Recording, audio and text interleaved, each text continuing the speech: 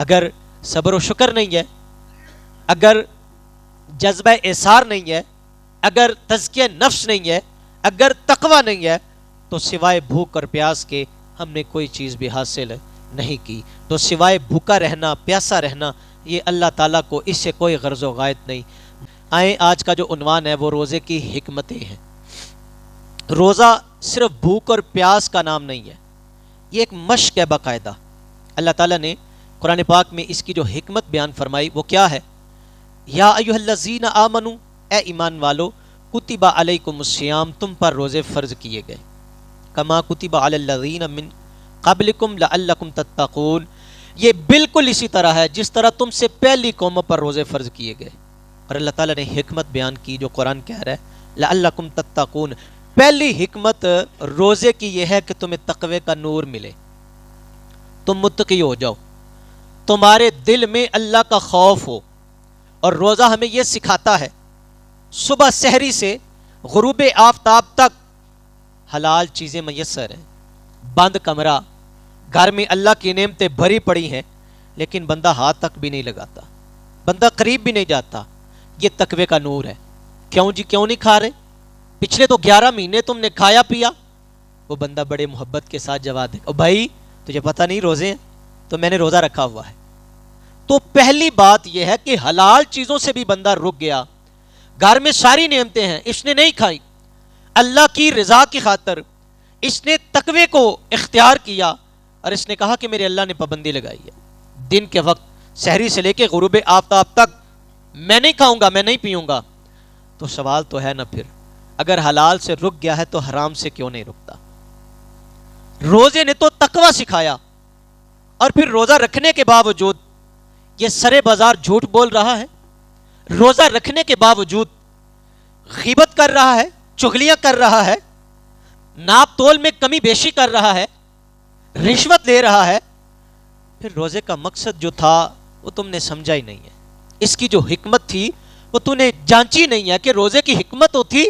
اس نے تو حلال چیزوں سے بھی روک دیا، اور تو روزہ رکھ کر کے بھی حرام چیزوں سے بات نہیں آ رہا، حرام چیزوں سے بھی تو باز۔ اس کا مطلب یہ ہے اگر تو حرام چیزوں سے بھی باز نہیں آ رہا تو تجھے تقوی کا نور نہیں ملا، تجھے روزے کے جو مقاصد ہیں وہ وہاں تک تو پہنچ ہی نہیں سکا۔ اور حضور سید عالم علیہ السلام نے ارشاد فرمایا بہت سارے ایسے لوگ ہیں جنہیں سوائے بھوک اور پیاس کے کوئی اور چیز حاصل ہے، یہ صرف بھوکا رہا، پیاسا رہا۔ جو روزے کا مقصد ہے وہ تقوی ہے۔ ایک استاد نے نا اپنے شاگردوں سے کہا کہ بیٹا یہ پرندے لے جاؤ اور چھریاں لے جاؤ، ان کو وہاں جا کے ذبح کرنا جہاں تمہیں کوئی نہ دیکھے۔ شاگرد چلے گئے، پرندے ذبح کر کے استاد کی خدمت میں واپس آئے۔ استاد نے پوچھا بیٹا کہاں ذبح کیا؟ ایک نے کہا جی میں غار میں چلا گیا، وہاں مجھے کوئی نہیں دیکھ رہا تھا۔ دوسرا بول کے کہتا ہے میں تو بند کمرے میں تھا، کوئی نہیں دیکھ رہا تھا۔ تیسرے نے کہا میں جہاں پہ تھا وہاں کوئی نہیں دیکھ رہا تھا۔ ایک شاگرد اسی طرح پلٹ آیا، اس نے ذبح نہ کیا، پرندے کو ذبح نہ کیا۔ استاد نے پوچھا بیٹا تمہیں ایسی کوئی جگہ نہیں ملی؟ اس نے کہا استاد جی آپ نے کہا تھا پرندے ذبح کرنا، اور دوسری شرط یہ آپ نے لگائی تھی کہ وہاں ذبح کرنا جہاں کوئی نہ دیکھے۔ استاد جی میں جہاں بھی گیا عرش والا مجھے دیکھ رہا تھا،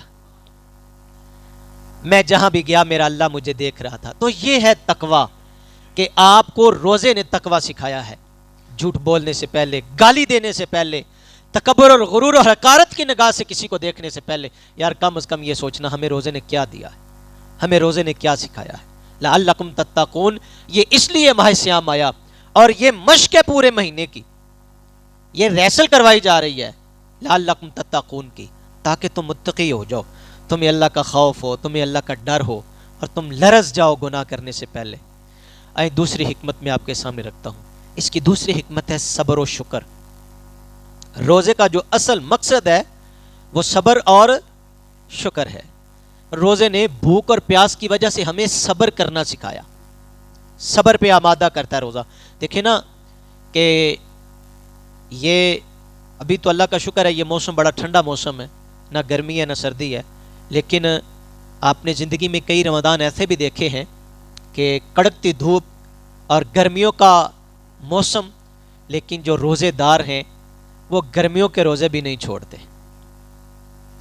ان حالات میں بھی وہ بھوک اور پیاس پہ صبر کرتے ہیں، ان حالات میں بھی روزہ ہمیں صبر کی طرف آمادہ کر رہا ہے۔ اور یہ صرف بھوک اور پیاس کا نام ہی صبر نہیں ہے کہ پیٹ کا صبر کر لیا تو صبر کی مشق ہو گئی، نہیں، صبر کا مفہوم بڑا گہرا ہے۔ دکھوں پہ بھی صبر کیا جائے، آزمائشوں پہ بھی صبر کیا جائے، اگر اللہ کی طرف سے کوئی امتحان آ جائے تو اس پہ بھی صبر کیا جائے، وویلا نہ کیا جائے، ہائے مر گئے لٹ گئے پتہ نہیں کیا ہو جائے گا۔ جنہ دکھاں وچ میرا دل بر راضی، جنہ دکھاں وچ میرا دل بر راضی، تے سکھ ہو نہ تو وارے، دکھ قبول محمد بخشا تے راضی رہن پیارے۔ اللہ اپنے بندوں کو آزماتا ہے، وَلَنَبْلُوَنَّكُمْ بِشَيْءٍ مِّنَ الْخَوْفِ وَالْجُوعِ وَنَقْصٍ مِّنَ الْأَمْوَالِ، کبھی وہ پھلوں کی کمی کر کے، جانوں کا ضیاع کر کے، پردیسی کر کے، ہر طرح سے آزمائش اللہ کی طرف سے آتی ہے۔ تو روزے نے ہمیں صبر کرنا اور شکر کرنا سکھایا۔ یہ دوسری حکمت ہے۔ اگر دور نہ جائیں تو میں آپ کو کربلا کا نقشہ نہ دکھاؤں، 3 دن کی بھوک اور پیاس، اور کتنے میرے امام علی مقام نے ہیرے اللہ کی راہ میں لٹا دیے، اور بالآخر اپنی جان آفرین کے سپرد کر کے میرے امام علی مقام سر سجدے میں رکھ کے کہتے ہیں یا اللہ میرا سب کچھ تیری راہ پہ قربان ہے، حسین راضی ہے تو بھی راضی ہو جا۔ اصل مشق ہے روزے کی صبر اور شکر کی۔ اگر آپ کو کوئی گالی بھی دے دینا یار، میں تو یہ کہتا ہوں یہ میرے نبی کا دین ہے یار، کتنا سونا دین ہے، اے پتھر مارن والے جے کول کدی میرے آویں، سینے دے نال تینوں لاواں سیدھا ہی جنت جاویں۔ میں نے کہا روزے نے صبر سکھایا، آپ نے صرف بھوک کا صبر سیکھا، آپ نے صرف پیاس کا صبر سیکھا، آپ نے کیا سیکھا؟ ہم نے روٹی نہیں کھانی جی روزہ ہے، ہم نے پانی نہیں پینا ہمارا روزہ ہے۔ روزے نے صبر سکھایا، اور تجھے کوئی اوے کر کے بلائے نہ تو محبت کے ساتھ جی کر کے بلا دے، کوئی تجھے گالی بھی دے۔ میرے نبی کو طائف میں پتھر مارے گئے لیکن حضور نے بد دعا تک نہیں کی ہے۔ آج صبر نہیں ہے ہمارے دامن میں، گھر گھر میں لڑائی ہے، ہمسایہ سے تانگ ہے، رشتہ داروں میں ناچاکیاں، لڑائیاں، کتنے عرصے کے بعد بھی بندہ اپنے بھائی سے میل ملاقات نہیں کرتا۔ یقین کرے عرصہ گزر جاتا ہے، اور بھائی صرف بھوکا اور پیاسا رہنا ہی روزہ ہے؟ روزے نے صبر سکھایا۔ چل کوئی بات نہیں یار، تیرے دوسرے بھائی نے اگر تجھے کوئی بات کہہ بھی دی تو صبر کر کے دکھا نا، تو آگے سے مشاہدہ تو کر، تو صبر کا مظاہرہ تو کر، پھر دیکھنا آج نہیں تو کل صحیح اس کو حیا ضرور آئے گا، وہ ضرور سوچے گا یار میں نے اس کو اتنا تنگ کیا، اذیت دی، ایک نہ ایک دن وہ تمہیں آ کے کہے گا بھائی مجھ سے غلطی ہو گئی مجھے معاف کر دے۔ تو اب ہم کیا کرتے ہیں؟ ہم کہتے ہیں میں کیوں کراں جی، وہ کرے آ کے۔ تو آپ بھی اسی انتظار میں ہیں اور وہ بھائی بھی اسی انتظار میں ہے، تو پھر صبر کسی کے پاس نہیں، نتیجہ آپ کے سامنے ہے۔ کوئی گھر بھی خوشحال الا ماشاءاللہ۔ ایک بڑی پیاری حکایت ہے صبر اور شکر کے حوالے سے، 2 بزرگوں کی آپس میں ملاقات ہوتی ہے۔ ایک نے پوچھا دوسرے سے سناؤ بھائی گزر بسر کیسے ہوتی ہے؟ وہ کہنے لگے اللہ کا شکر ہے، مل جائے تو کھا لیتے ہیں، نہ ملے تو صبر کرتے ہیں۔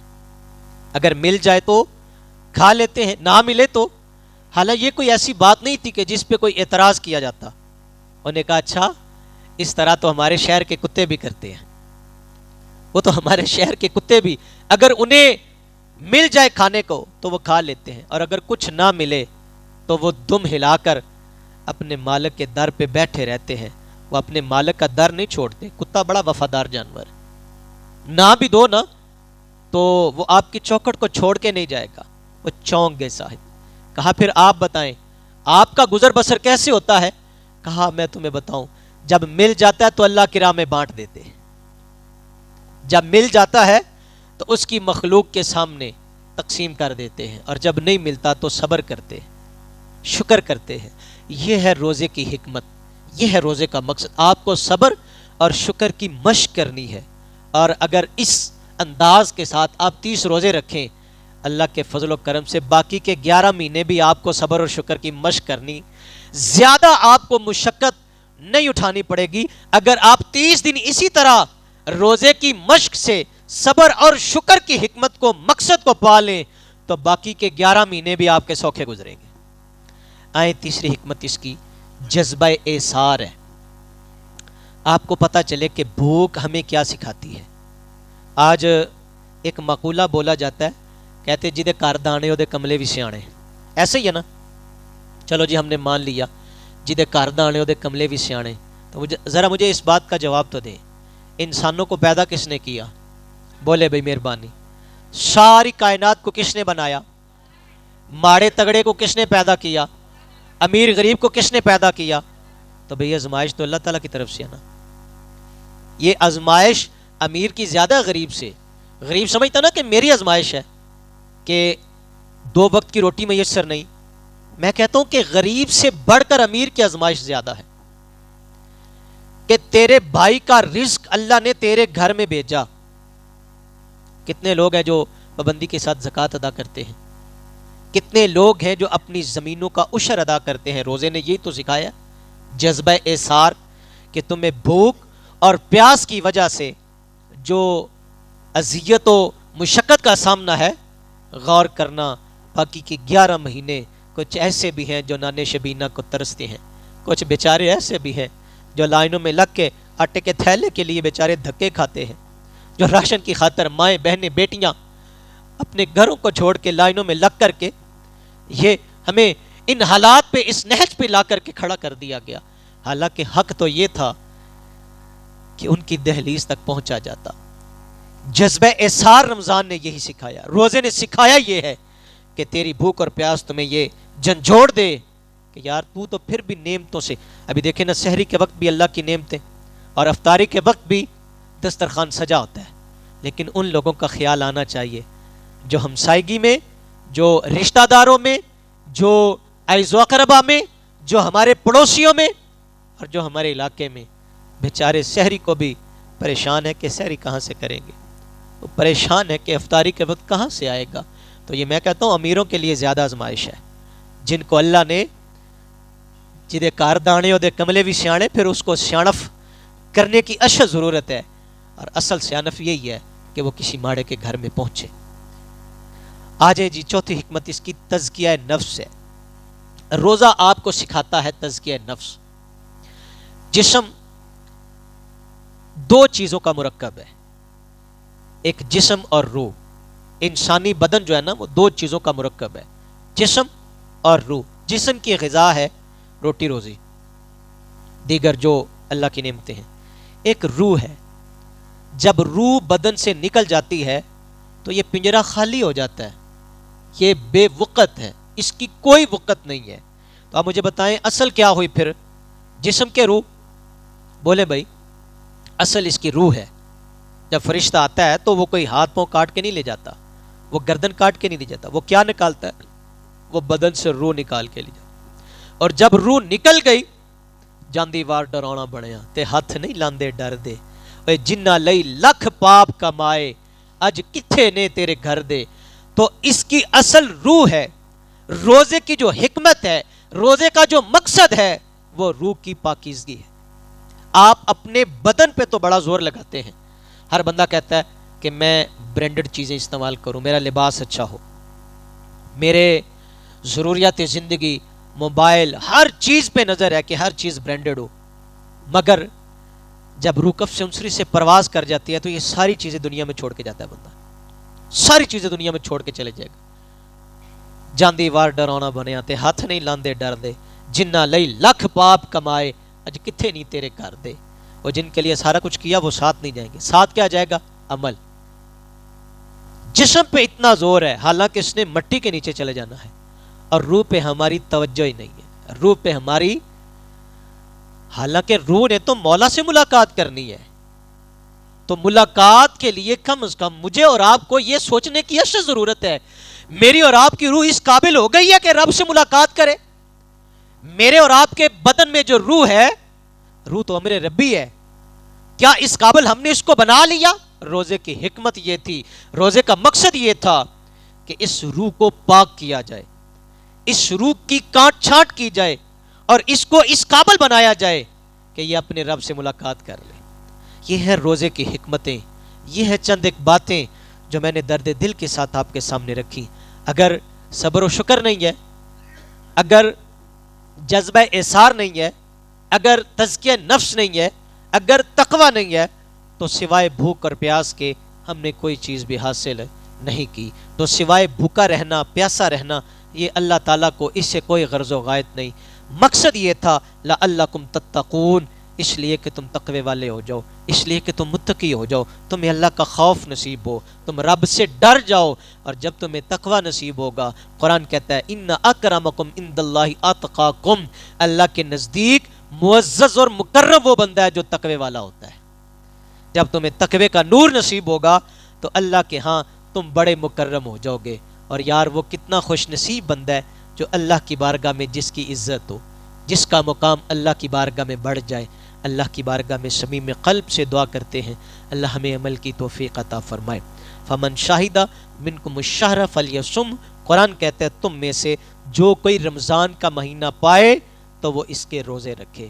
روزے ہمارے اوپر فرض ہیں، یہ آپ اس کو بوجھ نہ جانیے گا، یہ ماہ مقدس اللہ کا مہمان ہے۔ کوشش کریں 5 وقت کی باجماعت نماز پابندی کے ساتھ تکبیر اللہ کے ساتھ نصیب ہو، روز قرآن پڑھیں، چاہے تھوڑا پڑھیں چاہے زیادہ پڑھیں۔ اور یہ اتنا رحمتوں والا مہینہ ہے کہ نفلوں کا ثواب اللہ فرضوں کے برابر کر دیتا ہے۔